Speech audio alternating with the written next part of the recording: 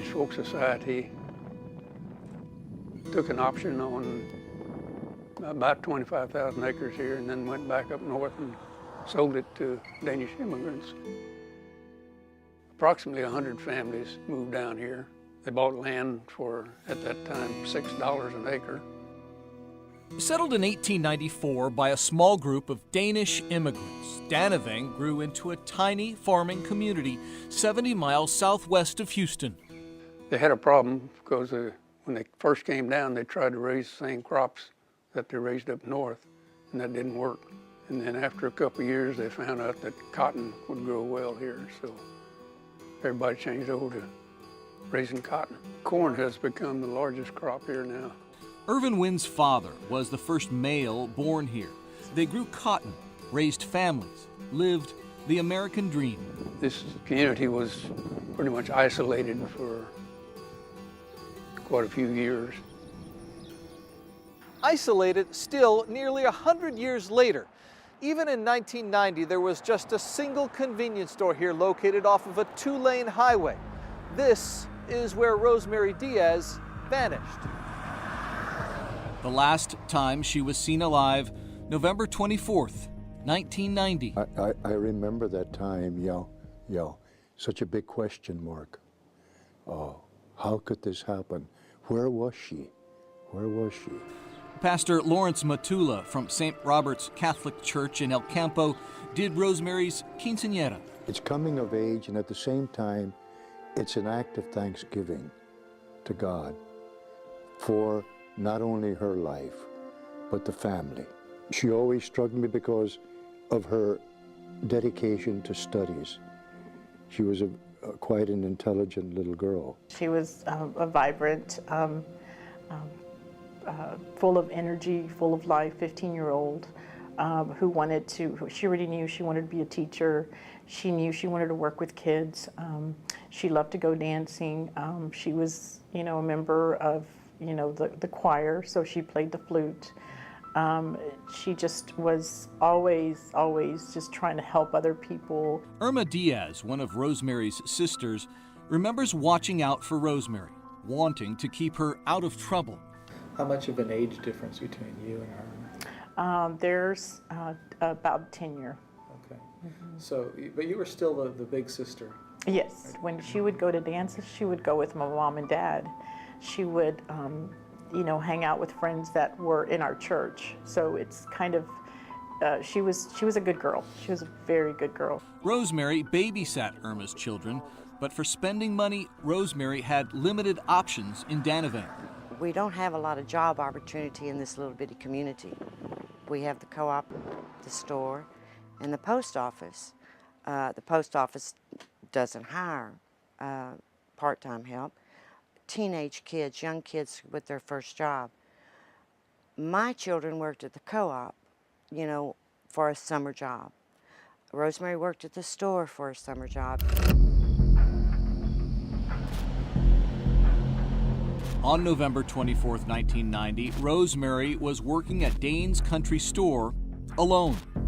I remember that she wanted to go to a dance, and my parents couldn't make it that time, and I told her, I said, well, we'll go another time.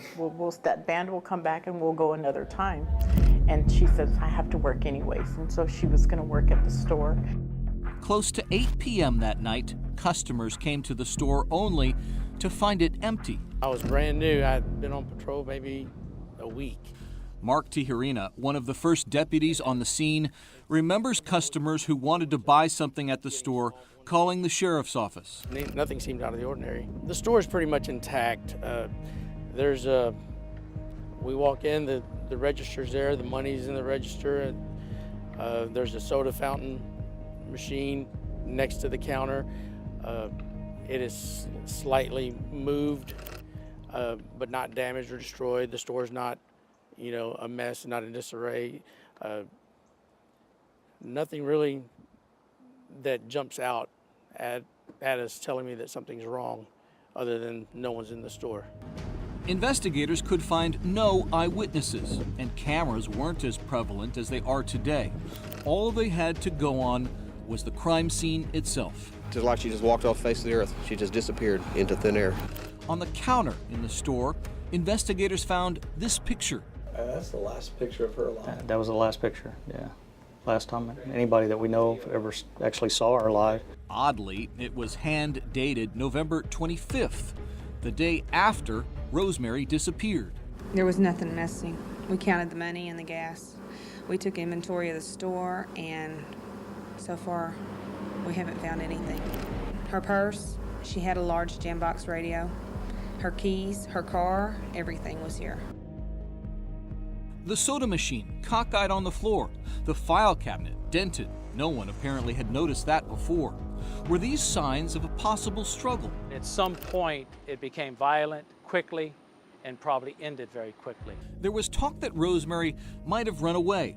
But why would she leave her purse if she did, or her car? Detectives quickly began to focus on foul play. After all, she was alone, was just 15. Who knows what might have happened? This is kind of a rural area. It's not even in town, so there wasn't like there would be a lot of people seeing what was going on. And so we did have a fear that this might have been a person traveling through and abducting her, maybe even a serial killer.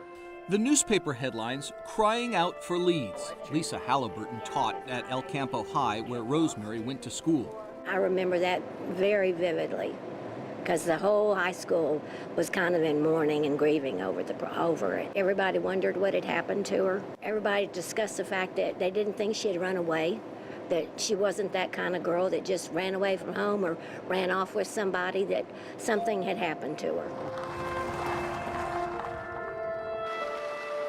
Father Matula vividly remembers searching the countryside for any sign of her. Personally, I just had a feeling that she was around here somewhere. And what I did back then, I would drive out into the countryside and just look. And being from a small town, I knew what the buzzards meant.